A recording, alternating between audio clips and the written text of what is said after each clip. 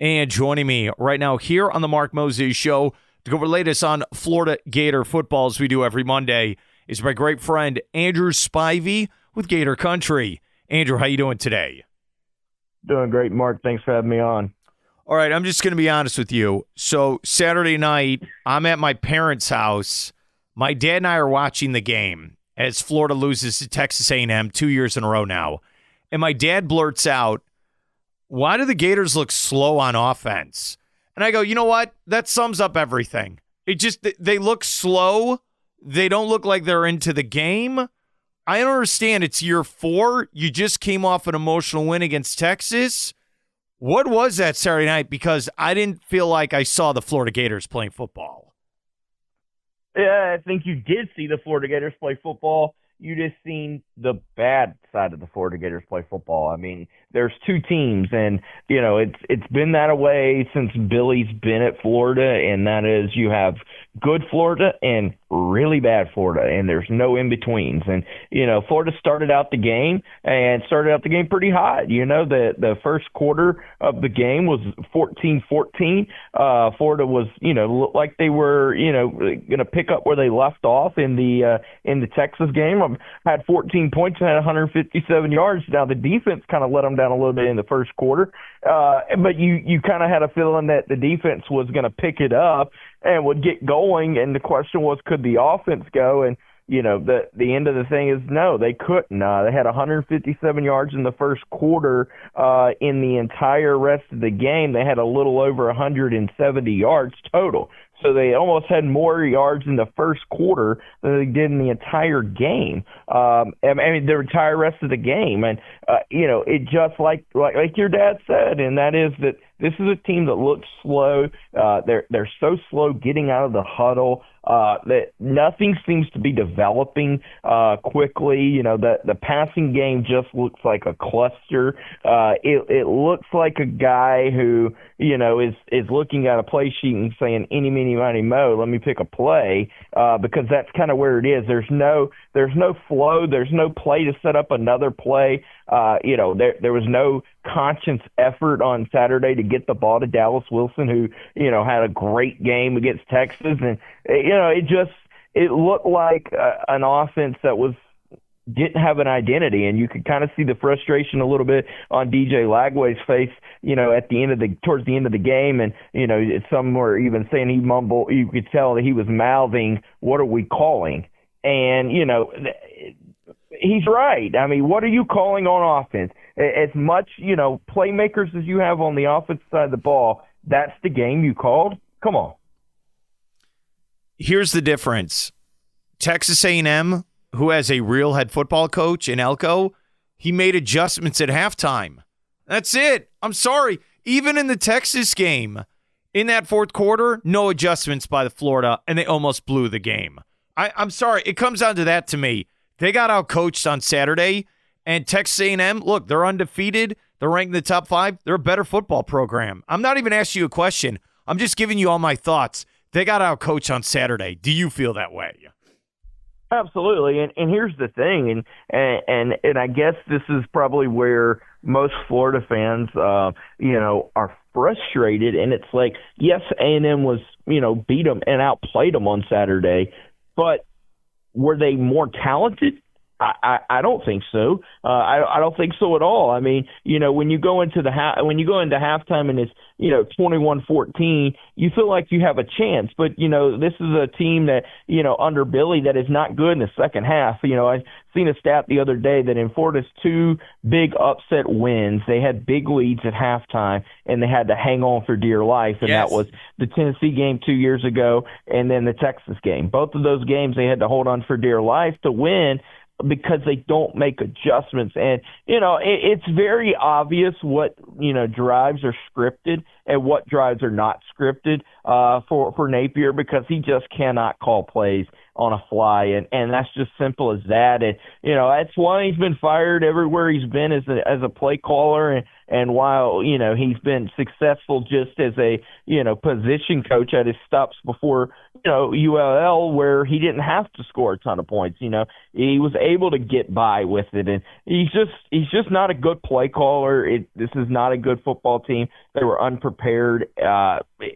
It's time for a change, and that's all I can say. You've seen enough. There's nothing that can change my opinion on this. There's no win, going forward that can change my opinion on this.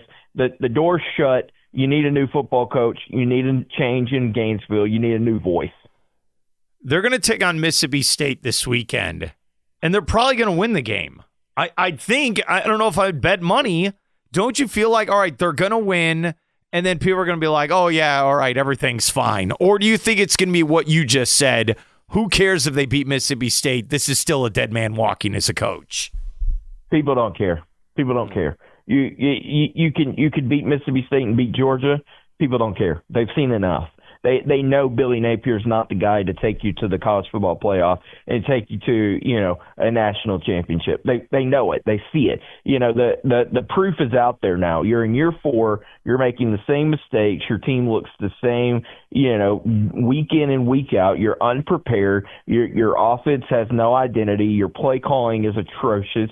And it just – it is what it is. You are who you are, and there's no changing it. Is Billy Napier a good man? Sure. Is he a good football coach? Sure. But is he the man for Florida? No. This job's too big for him, and that's okay. It really is. It's okay. But his play calling and, his attitude towards the game in general just isn't what Florida needs. And, unfortunately, this has gone on as long as it has because this is a talented roster that, quite frankly, he is just doing nothing with. Is he the one that put this roster together, though? Yeah, yes and no. There are, obviously a lot of people in this organization, that he calls it and, boosters and stuff like that do this. Obviously he identified these guys.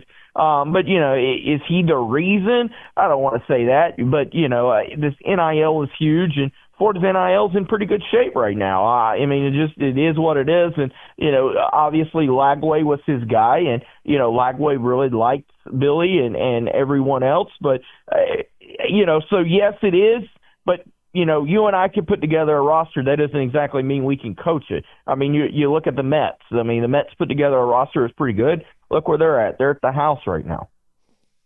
We're here in the Andrew Spivey Gator country. What do you think of Lagway? I'm trying to think, how many starts has he done at Florida? 10? How many? It's not even a full resume. But after what you saw from Saturday, what are your thoughts on DJ Lagway moving forward with this team? It's tough to say because, you're not getting, exactly the play calling to help him very much.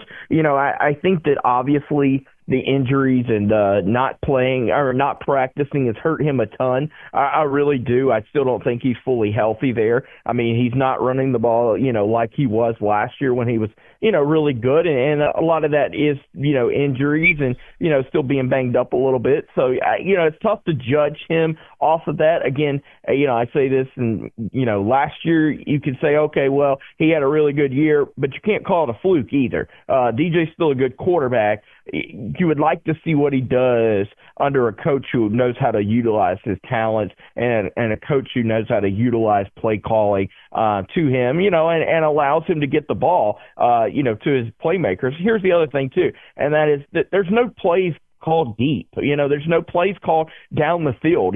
Third and 9, everybody in the world knows what's coming. It's either going to be a run up the middle or it's going to be a screen pass behind the line of scrimmage. There's no unpredictability to this offense. You know what it is. If they're in the pistol, they're running the football. I have to be honest with you.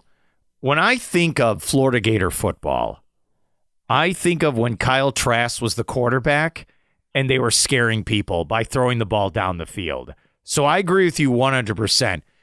I don't feel like I'm watching Gator football right now. You have to get someone there in place to make the Gators offense dangerous again. Would you buy or sell Let me that? ask you this, Go Mark. on. Go ahead.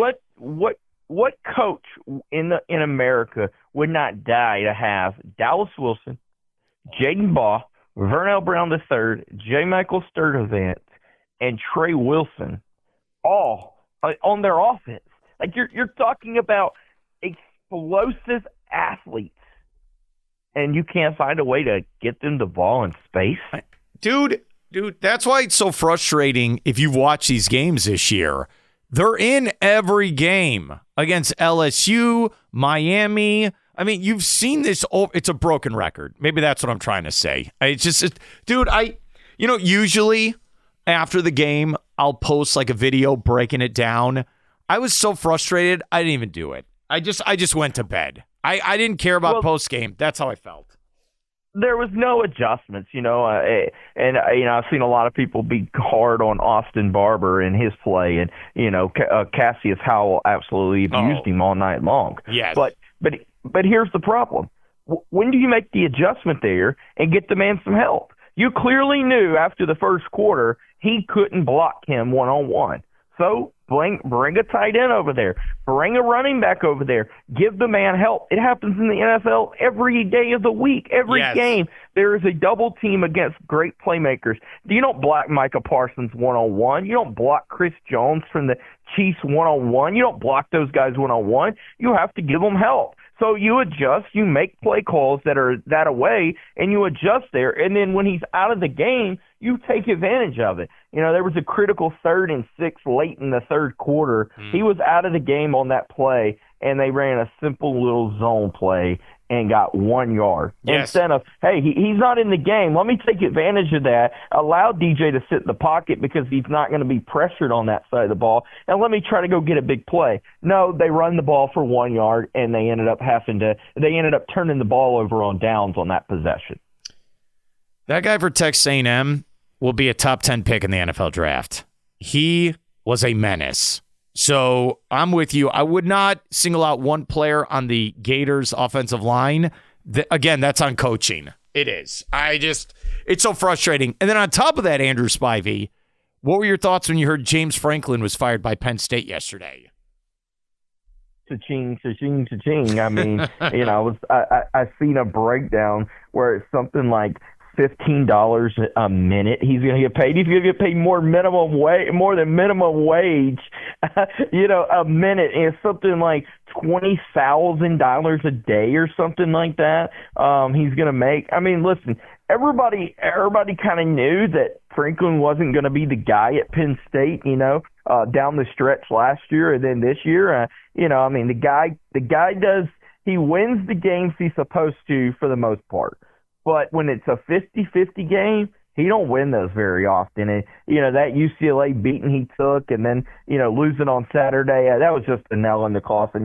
Penn State expects more. And, Franklin hasn't been able to deliver. I mean, Franklin can recruit really well. He had one of the best classes in the country in 26 and 27, but he just couldn't put it together on the offensive side of the ball. And, I mean, the offense always struggles when it's a big game for James Franklin. And, I will say this, props to Penn State. You were a team that, were ranked number 1 or number 2 in the country, depending on who you looked at, lost 3 games and you fired your coach. Well, as Florida over here was ranked, 12th, has lost 4 games, and yet we hear nothing. Yeah, and it's not like the head coach at Florida, Napier, it's not like he has this mega contract that, oh no. I mean, he gets paid well, but it's not like Franklin's contract, right, Andrew?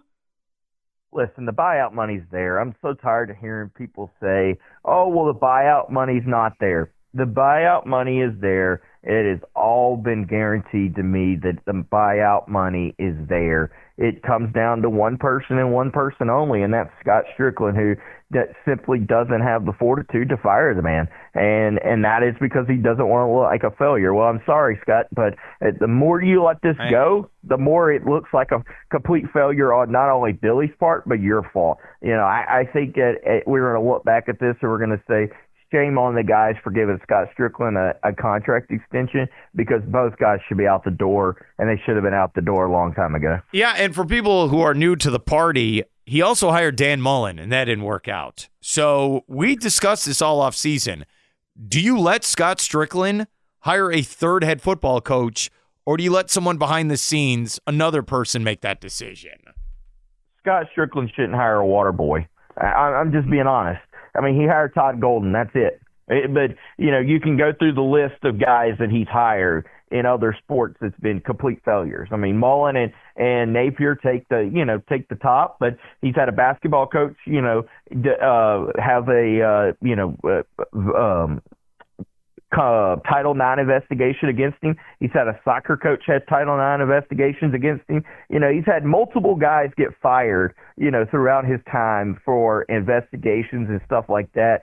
Scott Strickland has zero business hiring the next coach. He's shown you no reason. I mean, that would be like you and I getting to say, hey, we should choose who the next president of some big investment company should be. You and I don't know that business. Why would we be, fit to do that? So why is Scott Strickland fit to do this? He has not shown he can do that. He wants a yes man. Billy is a yes man, and he's there. So guess what? The next person is going to be a yes man and probably not be very good. The guys at Florida who have been successful are guys that do it their way and their way only and don't answer to anybody. And unfortunately, Scott Strickland does not like that. That's why Jim McElwain was fired, because he was not a yes man. And again, we'll see. Scott Strickland shouldn't be making this hire. Booster should make that very clear that, hey, we'll give you the football coach, and your job is to work with him. I'll just tell you this. I also like the guy at Tallahassee, Mike Norvell, but he also needs to go. And the problem with that is they did give him the 10-year extension or whatever. Dude, this is my problem. People text me during the day, I can't believe Florida State lost. I can't believe Florida lost. Why are people still shocked by some of these losses? That's the problem I don't understand. Maybe you can explain it to me.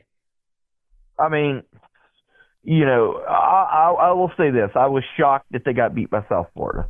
But after that, I wasn't shocked. No.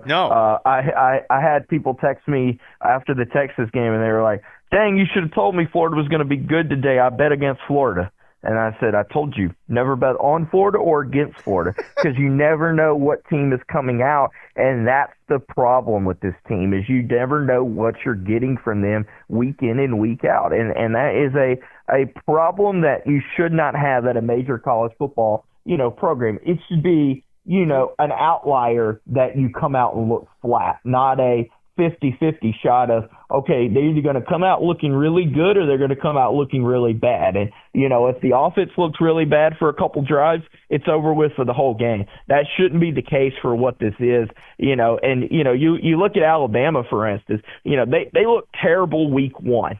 I think you can make the argument that they've looked at one of the best teams in the country since week one. They made adjustments. You look at Miami, they've had some struggles on offense, but there's been times where they've picked it up and they've made adjustments. You have to make adjustments in this game or else it won't work. And Billy Napier's so stubborn and so stuck to his, plan that he has on this, board that doesn't work, that he won't change. And, everyone's talked about this, that, when he got to Florida, he said he was going to be the CEO type of guy. Nothing was going to go on in his program that he didn't have a say in. Well, if that is the case, problems are there, because a lot of things are missing in this program and a lot of things are messed up in this program.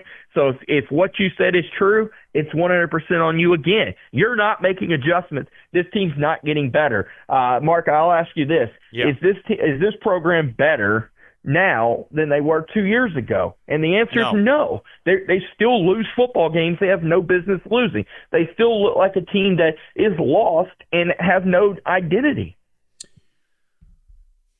Just think of this. So they had the 14 playoff for a decade. The Gators never made it. They expanded to 12 to make it easier for teams to make the playoff. And it feels like the Gators are even further away from competing for a national title. And who are your contenders? Like you said, I think Bama is the front runner now to win the conference. They have no losses in conference play.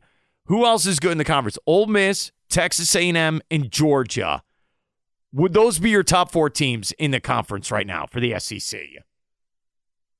Yeah, Bama, Ole Miss, Georgia. You're taking Georgia. Okay.